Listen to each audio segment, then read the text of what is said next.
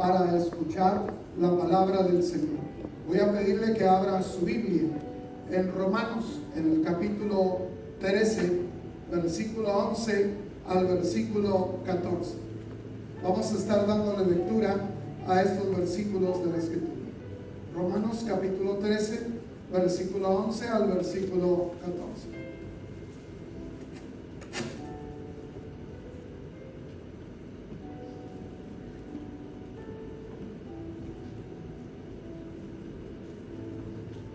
Si usted ya lo tiene, dice la palabra del Señor de la siguiente manera: y esto conociendo el tiempo, que es ya hora de levantarnos del sueño, porque ahora está más cerca de nosotros nuestra salvación que cuando creímos. La noche está avanzada y se acerca el día. Desechemos pues las obras de las tinieblas y vistámonos de las armas de la luz. Andemos como de día honestamente, no en glotonerías y borracheras, no en lujurias y lascivias, no en contiendas y envidias, sino vestidos del Señor Jesucristo, y no proveáis para los deseos de la carne. Incline su rostro, adoremos al Señor. Bendito Padre Celestial, en esta hora, Señor, estamos delante de tu presencia y te damos gracias porque estás con nosotros. En esta hora te rogamos, Señor, que hables a nuestro corazón por medio de tu palabra. Que tu palabra sea viva, sea eficaz, sea penetrante. Que tu palabra, Señor, quede grabada en la mente, en el corazón, Señor, de tu iglesia. Que seamos no solamente oidores, sino hacedores de tu palabra, en el nombre de Jesús. Amén. Pueden ocupar sus lugares en esta hora. Desde el versículo 1 del capítulo 12 hasta el versículo 11 de nuestro pasaje, el apóstol Pablo da una lista extensa de exhortaciones sobre cuál debe ser la conducta del cristiano. Los versículos del 11 al 14 tratan acerca del día del Señor. Se entiende entonces que mientras tal suceso acontece, el creyente debe de ocuparse en las cosas indicadas. El versículo 11 nos dice que es lo primero que nosotros tenemos que hacer, teniendo conciencia, es decir, estando conscientes del tiempo en que vivimos. Dice el versículo 11, y esto conociendo el tiempo. Es interesante que en la Biblia se da mucha importancia a dos cosas asociadas con el tiempo. Primero, el valor del tiempo en sí. Esto es la duración de la vida. Y segundo, la conciencia que uno debe de tener del tiempo en que vive. Es decir, la época, las circunstancias que rodean a uno, las oportunidades que se presentan. Está determinado por momentos y por tiempos peligrosos. La palabra del Señor, la Escritura, nos dice en el Salmo 90, en el versículo 12, enséñanos de tal modo a contar nuestros días que traigamos al corazón sabiduría. Según este texto, la sabiduría viene a la persona cuando es consciente del límite de su vida. Enséñanos de tal manera que podamos contar nuestros días, es decir, que podamos conocer el tiempo de nuestra vida. En Efesios capítulo 5, en el verso 16, nos dice: aprovechando bien el tiempo, porque los días son malos. Este texto señala dos cosas de las que hemos mencionado arriba: la necesidad de aprovechar bien el tiempo. Si hay algo que nosotros tenemos que aprender, es aprovechar el tiempo que nosotros tenemos.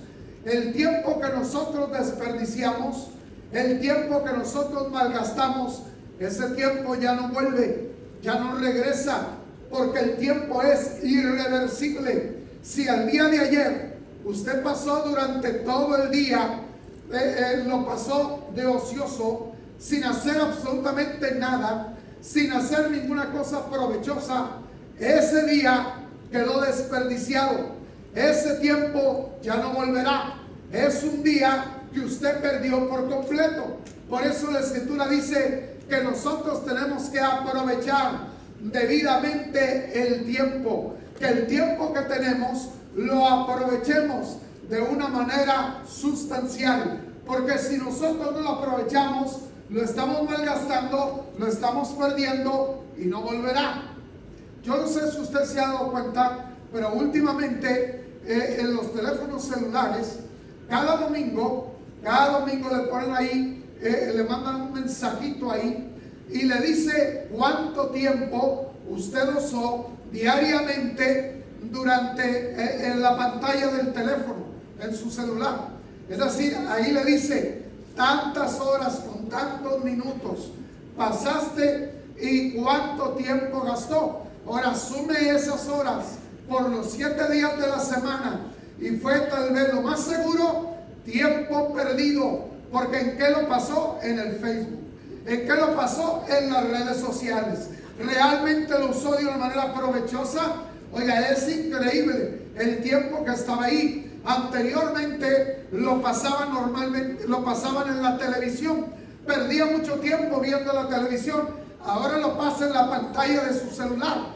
Y hasta ellos le dicen para que usted sepa exactamente el tiempo que usó, que pasó viendo la pantalla de su celular. Oiga, ese tiempo podía haberse aprovechado de una manera más provechosa. Sobre todo como creyentes, en lugar de malgastarlo de esa manera, podíamos haberlo malgastado orando, escudriñando la palabra del Señor, alabándole, adorándole, leyendo un buen libro que edificara nuestra vida. Sin embargo, ahora en la actualidad se la pasan más aferrados a un celular, se la pasan más esclavizados a la pantalla del celular, y eso significa no aprovechar de una manera correcta el tiempo, y ese tiempo que se está perdiendo no volverá. En una ocasión recuerde que les mencionaba acerca del tiempo promedio que una persona pasa diariamente en la pantalla de la televisión. Ahora se cambió de la pantalla de la televisión al celular, pero el tiempo creo yo que más o menos sigue siendo lo mismo. Y el resultado es que haciendo una cuenta del tiempo en su vida, llegó la suma al grado de que una persona durante su vida pasa 8 años frente a la televisión. Imagínense, 8 años de su vida, completitos, 8 años.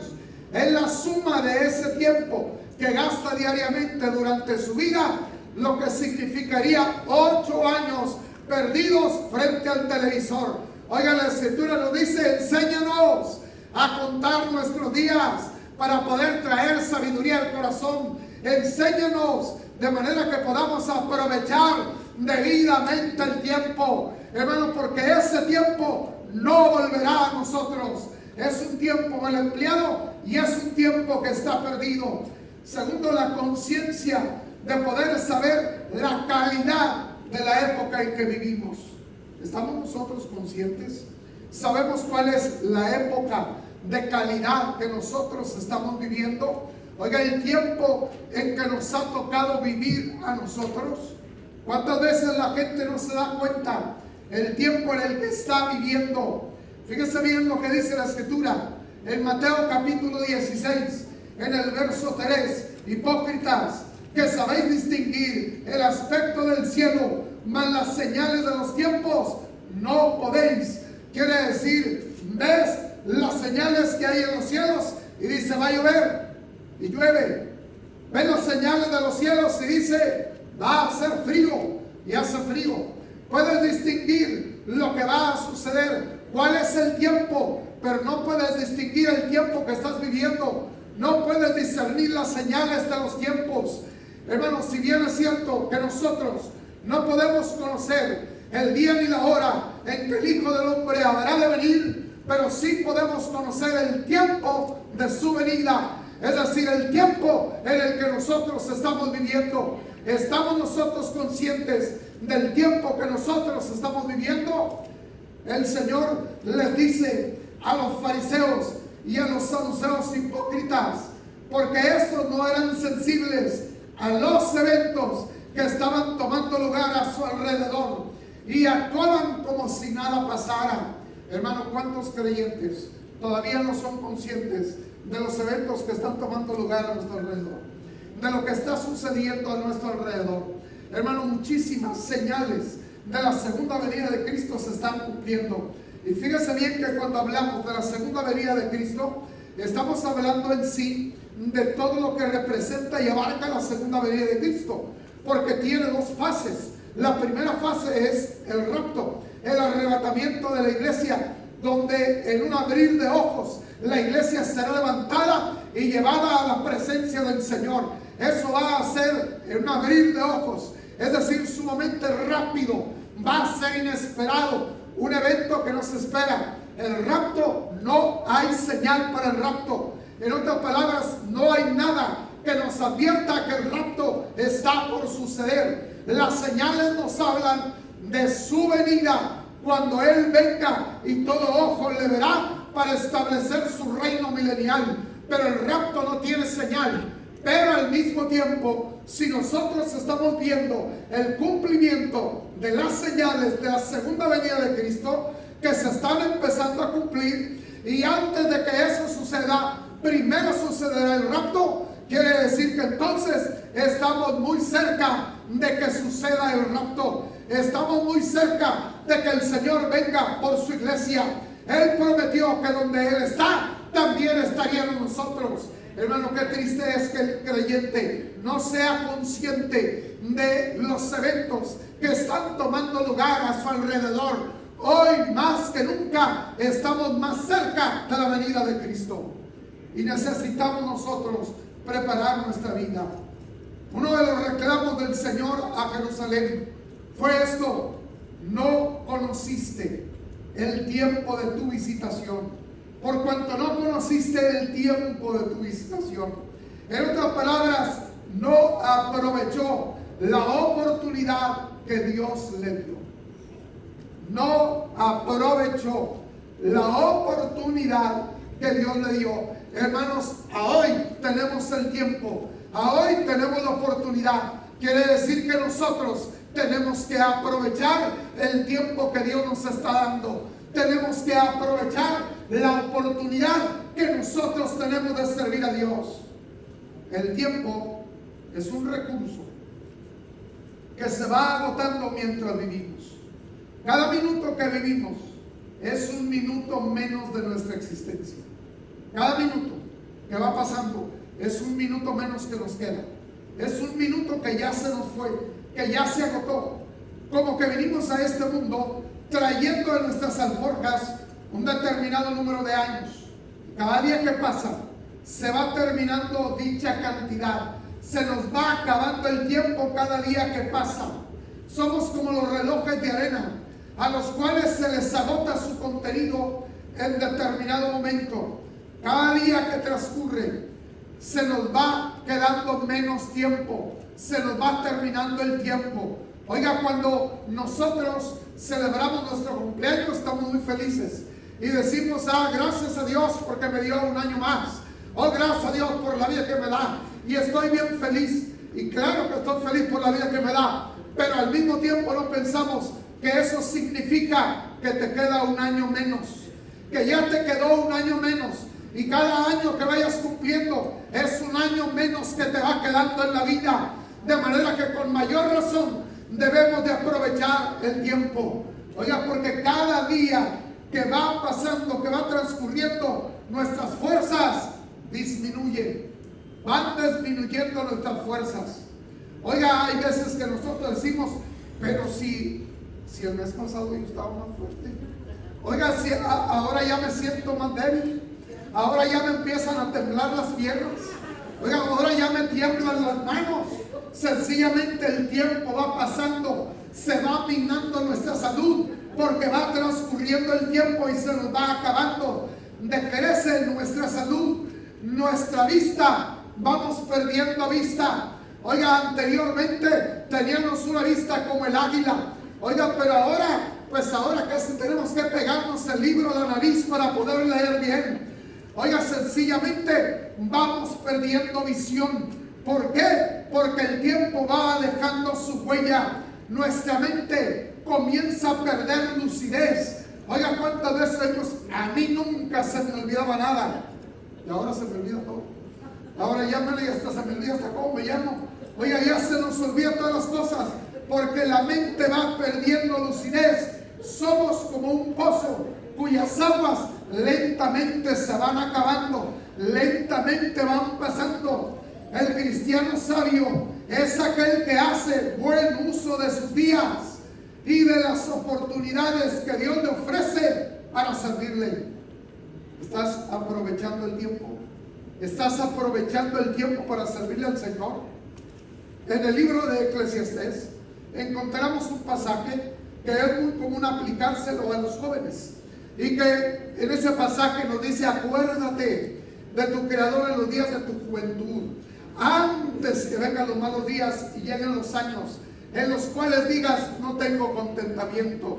Tal vez cuántos de nosotros ya entramos a esos días en que ya no tenemos contentamiento, porque sigue diciendo: cuando se oscurecerán los que ven por las ventanas, es decir, cuando nuestra vista empieza a oscurecerse. Dice: cuando temblarán los guardias. Oiga, cuando van a temblar los guardas. Oiga, ahí nos hace de una manera coloquial cómo vamos perdiendo la fuerza, cómo vamos perdiendo la salud. Y eso significa que pasó el tiempo de nuestra juventud. Pero fíjese bien que compara la juventud y dice: los días de tu juventud con los años que ya no te agrada, con los años que ya nada te consuela, que ya nada te hace sentir bien. Hermano, pero hemos aprovechado el tiempo. Estamos aprovechando, los jóvenes están aprovechando su juventud, están aprovechando sus fuerzas para servirle verdaderamente al Señor, para consagrar su vida verdaderamente al Señor, porque la juventud pasa más rápido de lo que usted pueda imaginar. Oiga, ¿cuánto tiempo hace que yo era joven? Pero ahora vino hacia atrás. ¿Y a qué horas transcurrió todo ese tiempo? Ahora ya me encuentro, podemos decir, en la etapa de la tercera edad. Oiga, sencillamente el tiempo se pasó rápidamente. Por eso es que debemos de aprovecharlo bien. Como joven, en lugar de aprovecharlo en el placer, en lugar de aprovecharlo en las diversiones, aprovecha la oportunidad y las fuerzas que tienes, que Dios te ha dado, para que le sirvas a Él. Porque el Señor espera que tú consagres tu vida a Él. Y nosotros, no importa la etapa de la vida en que nos encontremos, debemos nosotros de aprovechar nuestro tiempo con mayor razón, de exprimir el tiempo para el servicio de Dios, para la gloria de Dios, aprovechando la oportunidad de servirle a Él. Tenemos la obligación de estar alertas. Dice el versículo 11: es ya hora de levantarnos del sueño. Es hora de que te levantes del sueño. Es interesante que esta exhortación está dirigida a creyentes, no a incrédulos. Está dirigida a los creyentes. El creyente también puede correr el riesgo de dormirse espiritualmente. ¿Cuántos creyentes no se han dormido espiritualmente? Están dormidos. Dice el apóstol Pablo, dice: levántate tú que duermes y te alumbrará Cristo. No está diciendo que estás muerto, está diciendo que estás dormido, que te estás durmiendo espiritualmente. Y el Señor dice: levántate y deja que la luz de Cristo esté brillando en tu vida. La necesidad del creyente es entonces despertar. La necesidad del creyente es estar velando. Dormir en la Biblia es sinónimo de descuido espiritual. Cuando usted se duerme, usted está dormido. Y algunos literalmente a veces se duermen también en el culto. Oiga, espero que usted no se duerma ahorita en el culto, que usted esté bien despierto. Oiga, pero dormirse espiritualmente significa descuido espiritual. Quiere decir que estoy descuidando mi relación con Dios. Estoy descuidando la lectura de la Biblia. Estoy descuidando la oración. Estoy descuidando el asistir y congregarme con la iglesia. Quiere decir, me estoy durmiendo, me estoy quedando dormido, porque estoy descuidando mis deberes como hijo de Dios, porque estoy descuidando mi relación con Dios. Oiga, eso es muy peligroso. Descuidar nuestra relación con el Señor significa negligencia espiritual. Significa que estoy siendo negligente con mis deberes como creyente. Y no solamente con eso, estoy siendo diligente en mi servicio a Dios. Estoy siendo diligente en la manera en que yo le estoy sirviendo a Dios. Estoy haciendo las cosas con toda diligencia. Estoy siendo responsable en el don y talento que Dios me ha dado para servirle a Él. O sencillamente estoy siendo negligente. En otras palabras, si quiero lo hago y si no quiero no lo hago. Si quiero voy y sirvo a Dios, si no quiero pues no lo hago. No voy, ¿para qué hacerlo? Hermanos, tenemos que ser diligentes, ser responsables con lo que el Señor ha puesto en nuestras manos para servirle, con el don, talento que Él puso en nuestras manos. Tengo que ser responsable. El dormirse significa falta de vigilancia, que no estoy alerta, no estoy despierto. Quiere decir, no estoy velando. Veamos lo que nos dice la Escritura. En Mateo capítulo 26, versículo 41. En la noche de su aprehensión, el Señor le dijo a Pedro, a Jacobo y a Juan: velad y orad para que no entréis en tentación. El espíritu, la verdad, está dispuesto, pero la carne es débil. Velad y orad. Estas dos palabras son muy frecuentes en las Escrituras que vayan juntos. Velar siempre va junto con orar. ¿Qué quiere decir? Que la mejor manera de velar es orando. Quiere decir que cuando nosotros oramos continuamente al Señor, estamos despiertos. Quiere decir que nosotros estamos velando. Cuando la Escritura habla de velar, no habla del sueño físico. No está hablando de que no duermas, de que te pases la noche en vela. No está hablando de que no descuides la oración, porque la oración es la principal forma en que nosotros estamos velando. A través de la oración velamos. Quiere decir, nos mantenemos despiertos espiritualmente. Estamos alerta para que no suceda nada. Fíjese bien lo que dice: velar, orar. ¿Por qué? Para que no caigas en la tentación. ¿Por qué es que muchos creyentes fallan? ¿Por qué es que muchos creyentes pecan? ¿Por qué es que muchos creyentes caen ante la tentación? Sencillamente porque no oran, porque no están orando. Si nosotros oramos en forma continua, oigan, no vamos a tener deseos de satisfacer la carne. Lo que va a suceder es que vamos a tener un mayor hambre de Dios, un mayor deseo de acercarnos a Dios, de estar en comunión con Dios. Eso es lo que va a suceder. Pero si dejamos de orar, entonces la carne empieza a fortalecerse. Por eso dice: para que no caigas en tentación. La oración evita que tú sucumbas a la tentación. La oración evita que seas arrastrado por la tentación. Y dice: porque el espíritu a la verdad está dispuesto. Nuestro espíritu está dispuesto para orar, está dispuesto para alabar a Dios, está dispuesto para escudriñar la Escritura, está dispuesto para buscar a Dios. Pero la carne es débil. La carne es débil. El espíritu me hace buscar por las cosas de Dios, pero la carne es débil y me atrae. De manera que la única manera de detener la atracción de la carne es a través de la oración, porque fortalece aún más el espíritu y hace que la carne se debilite y no tenga ninguna fuerza de atracción para llevarme hacia la tentación o hacia el pecado. Por eso el Señor dijo: velad y orad. Dice en 1 de Pedro capítulo 5 versículo 8: sed sobrios y velad, porque vuestro adversario el diablo, como león rugiente, anda alrededor buscando a quien devorar. El diablo es real. tenemos un enemigo real y un enemigo que es más poderoso que el hombre, el diablo. Dice que anda rugiendo alrededor, buscando a quien devora, es decir, buscando a quien destruye. La única manera en que el enemigo lo podemos vencer es siendo sobrios y estar velando, estar en comunión con el Señor, porque si el Señor está en nosotros, es mayor que el enemigo. La única manera en que lo puedo vencer es en Cristo.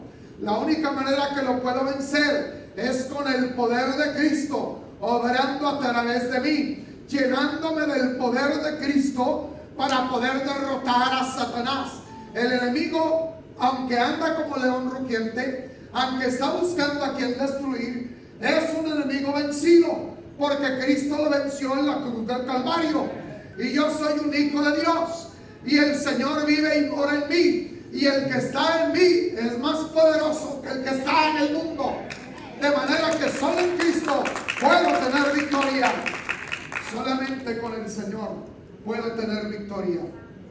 En Mateo capítulo 25, en el verso 13, el Señor concluye la parábola de las 10 vírgenes diciendo: velad pues, porque no sabéis el día ni la hora en que el Hijo del Hombre habrá de venir. No sabemos ni el día ni la hora en que Cristo venga. Por eso tenemos que velar, porque no sabemos cuándo va a tomar este evento lugar, cuándo va a suceder el rapto, no lo sabemos. Lo que sí sabemos por la Escritura es que va a venir, y cuando Él dice que va a venir, espéralo, porque va a venir, porque va a venir. El Señor no falta sus promesas, y no solo dice que va a venir, dice que va a ser un abrir y cerrar de ojos, rapidísimo. Quiere decir, va a ser inesperado, y va a ser tan rápido que no vamos a tener tiempo de orar, que no vamos a tener tiempo de buscar a Dios, que no vamos a tener tiempo de ponernos a cuentas con Dios, no vamos a tener tiempo de pedirle perdón a alguien que hemos ofendido, de arreglar cuentas con alguien. Es decir, no va a haber tiempo para nada. El Señor viene, y el que está preparado se va. Y estar preparado significa estar velando. Quiere decir en una buena relación con Dios. Quiere decir estoy en una buena relación con Él, porque estoy velando continuamente, cuidando mi relación con Dios, de manera que estoy preparado, de manera que en el momento mismo en que el Señor venga, me voy con Él. Pero si no es así, estamos en peligro. Por eso dice la Escritura: velad. Velad. ¿Por qué perjudica al cristiano el sueño espiritual? ¿Por qué no perjudica al cristiano el sueño espiritual? Porque el que duerme está a merced de los demás, especialmente de sus enemigos. Dice la palabra del Señor acerca del rey Saúl, que el rey Saúl dice que andaba persiguiendo a David, y entonces dice que cuando cayó la noche, en cierto lugar, él decidió acampar con su ejército, con los hombres que él tenía. Normalmente lo común era que él se ponía en el centro, y de ahí en círculos se iba acomodando el ejército alrededor del rey. Claro que con el propósito de cualquier ataque poder proteger al rey, que el rey no estuviera tan expuesto y le pudiera pasar algo. Pero se durmió el rey y se durmió todo. No hubo nadie que quedara despierto. Y entonces dijo David: ¿quién va conmigo? Y Abisai dijo: yo voy contigo. Oiga, y David fue con uno de sus hombres más valientes, y ellos dos se enteraron al campamento del ejército de Israel, donde estaba el rey Saúl, sin que nadie los viera, sin que nadie los oyera, sin que nadie se diera cuenta de lo que sucedió. Todos estaban perdidos en el sueño. Entró el rey David hasta donde estaba el rey Saúl, y fíjese las palabras, de este hombre de Abisai. le dice: déjame darle un golpe. Con un solo golpe tengo para dejarlo enclavado en la tierra. ¿Qué quiere decir? Que ahorita ni va a batallar, está dormido, estaba a merced, lo podían asesinar. Pero dice David: no, tomó la vasija en la que tomaba agua y su lanza, y se fue, y después le gritó y les dio voces. Hermano, ¿qué quiere decir? Si tú te duermes, estás a merced del enemigo. Y tenemos un enemigo que está esperando el momento oportuno para tratar de destruir tu vida. Por eso es que no podemos dormirnos, porque el enemigo está al acecho y está esperando un momento de descuido. Y ese momento de descuido es cuando nosotros nos dormimos espiritualmente. Por eso es peligroso, porque quiere decir que entonces somos vulnerables al ataque del enemigo, porque quiere decir que quedamos a merced del enemigo por habernos dormido. Porque el que duerme está inactivo. ¿O usted cuando duerme hace algo? No, nada más lo sonamos. No, pero si usted duerme, usted está inactivo, usted no puede hacer nada. Está durmiendo, usted puede estar soñando que está derrotando a un ejército de gigantes, pero es puro sueño, usted no está haciendo nada. Oiga, porque está inactivo. Quiere decir que los creyentes inactivos en la iglesia son los que están dormidos. Oiga, quiere decir que si estamos inactivos espiritualmente, quiere decir que nos hemos quedado dormidos. Porque el que está dormido está inactivo, no está haciendo nada. Uno de los peores enemigos del cristiano es la inactividad. La inactividad es el peor enemigo del creyente. No podemos nosotros estar inactivos. Tenemos nosotros que estar activos, porque la inactividad es peligrosa. En otras palabras, la pereza, la ociosidad. La ociosidad es peligrosa.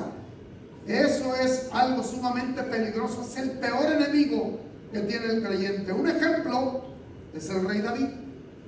Cuando envió a su ejército a la guerra y se quedó en el palacio, su ociosidad lo llevó al pecado, a adulterar con Betsabé. ¿Por qué adulteró el rey? Porque en lugar de estar en la guerra, estaba de ocioso en el palacio. Y eso fue lo que hizo que él cometiera adulterio y posteriormente asesinato. Dos de los peores pecados. Quiere decir que cuando estamos inactivos es cuando más fácil puede ser presa del enemigo. Puede ser presa del enemigo. Por eso es que no podemos dar lugar a la ociosidad en nuestra vida. No podemos nosotros estar ociosos. Tenemos que estar ocupados, pero ocupados en algo positivo. Si David hubiera estado en el lugar que le correspondía, no hubiera caído en pecado. Y muchos creyentes han caído en pecado porque no están en el lugar que les corresponde. Tenemos la necesidad de desechar las obras de las tinieblas. La palabra desechar aquí significa más bien desvestir, quitarse algo de encima y tirarlo con la intención de no volver a usarlo. Se refiere a algo que uno trae encima, pero que no es parte de uno, que no le corresponde a uno. Pablo lo identifica con estas palabras: como las obras de las tinieblas. Desechemos las obras de las tinieblas, porque son cosas que se hacen en oculto. Por eso son obras en las tinieblas. Normalmente todo lo que se hace siempre en oculto, todo lo que se hace en tinieblas, es porque es algo malo, no es algo que enorgullece. Hacerlas públicas dará vergüenza, por eso se hacen en tinieblas. Es así que en Efesios capítulo 5, en el verso 11 al verso 13, el apóstol dice: no participéis en las obras infructuosas de las tinieblas, sino que más bien reprendedlas, porque vergonzoso es aún hablar de lo que ellos hacen en secreto. No solo es vergonzoso hacerlo, sino que aún es vergonzoso hablarlo. Mas todas las cosas, cuando son puestas en evidencia por la luz, se hacen manifiestas, porque la luz lo manifiesta todo. Va a llegar el momento que todo lo que se ha hecho en oculto va a salir a la luz. Va a salir a la luz. El apóstol enumera algunas de estas cosas, algunas de estas obras de las tinieblas. Borracheras, por eso dice que hay que dejar la borrachera. Lujurias, excesos sexuales, glotonería, más bien parrandas, banqueteos, lascivias, sensualidades, contiendas, pleitos, envidias, celos. Hay que dejarlo. Todo esto lo menciona la Escritura como obras de las tinieblas.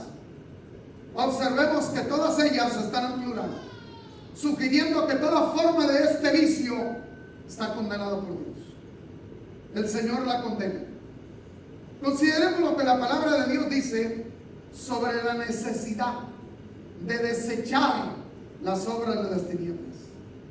Dice Colosenses capítulo 3, del versículo 5 al verso 9: haced morir pues lo terrenal en vosotros.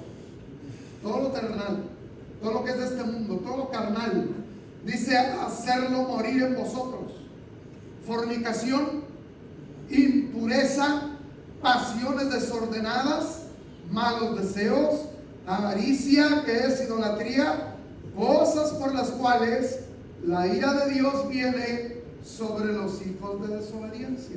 Todas estas cosas que hemos mencionado, lo único que atrae es la ira de Dios, es el juicio de Dios, en las cuales vosotros también anduvisteis en otro tiempo cuando vivías en ellas. Son cosas en las que anteriormente vivimos.